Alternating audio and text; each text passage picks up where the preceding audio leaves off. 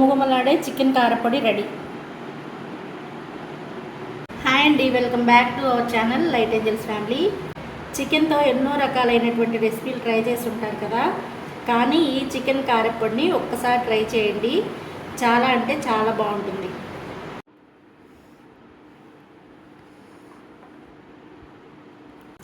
ఈ రెసిపీ కోసం నేను 1/4 kg బోన్లెస్ చికెన్ తీసుకున్నాను.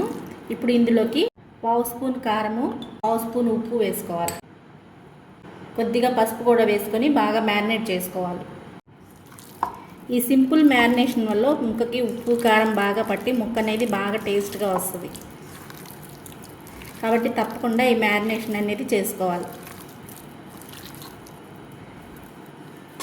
ఇప్పుడు దీన్ని పక్కకు పెట్టేద్దాం.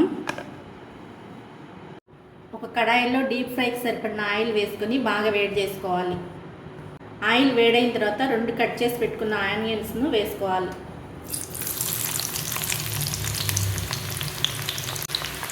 ఆనియన్స్ అనేవి క్రిస్పీగా అయ్యే వరకు వేయించుకోవాలి. బాగా ఇలా వేయించుకున్న తర్వాత పక్కకు తీసుకోవాలి. ఆయిల్లోకి 15 వెల్లుల్లి రెబ్బలు, కొద్దిగా అల్లం ముక్క కూడా వేసుకొని వేయించుకోవాలి. పచ్చివాసన లేకుండా బాగా పొంగే వరకు వెల్లుల్లి వేయించుకోవాలి. ఇవి కూడా ఒక ప్లేట్లో తీసేసుకోవాలి. స్టవ్ సిమ్లో పెట్టుకొని 17 వరకు ఎండుమిర్చి వేసుకోవాలి. నేను కారం లేని కాయలు వేసుకుంటున్నాను. కారం గల్ల కాయలు అయితే కొంచెం తగ్గించుకొని వేసుకోవాలి. క్రిస్పీగా అయ్యే వరకు వేయించుకోవాలి. ఇవి కూడా ఇలా వేయించి తీసేసుకోవాలి. స్టవ్ సిమ్లోనే పెట్టుకొని గుప్పెడు కరివేపాకు వేసుకోవాలి. ఇది కూడా ఒక ప్లేట్లో తీసేసుకోవాలి. కరివేపాకు కూడా మీకు ఎక్కువ కావాలంటే ఎక్కువైనా వేసుకోవచ్చు కరివేపాకు. స్టవ్ సిమ్లోనే పెట్టుకొని కొంచెం కొత్తిమీర వేసుకోవాలి. కాబట్టి తప్పకుండా వేసుకోండి. ఇది కూడా పక్కకు తీసేసుకోవాలి. కొద్దిగా జీలకర్ర కూడా 1 నిమిషం పాటు ఉంచేసి తీసేసుకోవాలి. వేయించినవన్నీ కూడా పక్కన పెట్టుకొని చల్లారనివ్వాలి బాగా.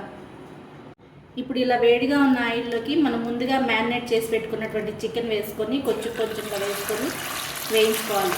సిమ్లో పెట్టి వేయించుకోవాలి. బాగా క్రిస్పీగా అయ్యే వరకు వేయించుకోవాలి. ఇలా బ్యాచెస్గా వేసుకోవడం వల్ల చికెన్ అనేది బాగా వేగుతుంది. లోపల వరకు వేగి ముక్క అనేది చాలా బాగుంటుంది. మళ్ళీ నెక్స్ట్ బ్యాచ్ కూడా వేసుకున్నాను. ఇవి కూడా బాగా వేగిన తర్వాత ప్లేట్లో తీసుకోవాలి. చికెన్ మొత్తం ఈ విధంగా డీప్ ఫ్రై చేసుకున్న తర్వాత పక్కకు తీసేసుకోవాలి. ఇప్పుడు ఒక మిక్సీ జార్ తీసుకొని చికెన్ తప్ప మిగిలినవన్నీ వేసుకోవాలి. ఇప్పుడు ఇందులోకి 1/2 స్పూన్ కంటే తక్కువగా పెప్పర్ పొడి వేసుకోవాలి. రుచికి సరిపడిన సాల్ట్ వేసుకోవాలి. వేయించిన ధనియాలు 2 స్పూన్లు వేసుకోవాలి. ఇవన్నీ కూడా బాగా మెత్తగా గ్రైండ్ చేసుకోవాలి. ఇప్పుడు చల్లారిన చికెన్ని చక్కగా చిన్న పీసెస్గా కట్ చేసుకోవాలి.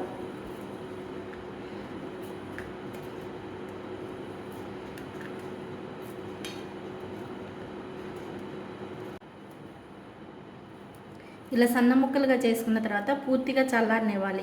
చికెన్ పీసెస్ అనేవి కొంచెం కూడా వేడి లేకుండా చల్లారనివ్వాలి. మిక్సీకి పట్టుకున్న కారంలో చికెన్ ముక్కలన్నీ కూడా వేసుకొని కోర్సుగా గ్రైండ్ చేసుకోవాలి.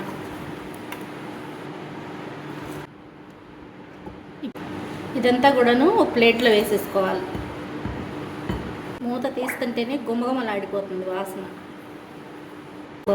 ఇదంతా బాగా ఒకసారి కలిపేసుకోవాలి. ఉప్పు ఏమన్నా తక్కువైతే ఇప్పుడే చెక్ చేసుకొని వేసుకోవాలి.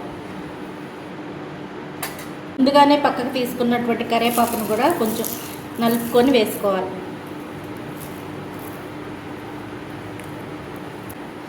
ఇది పూర్తిగా బాగా చల్లారిన తర్వాత 8 దాంట్లో పెట్టుకుంటే ఒక 1 వీక్ వరకు ఉంటుంది.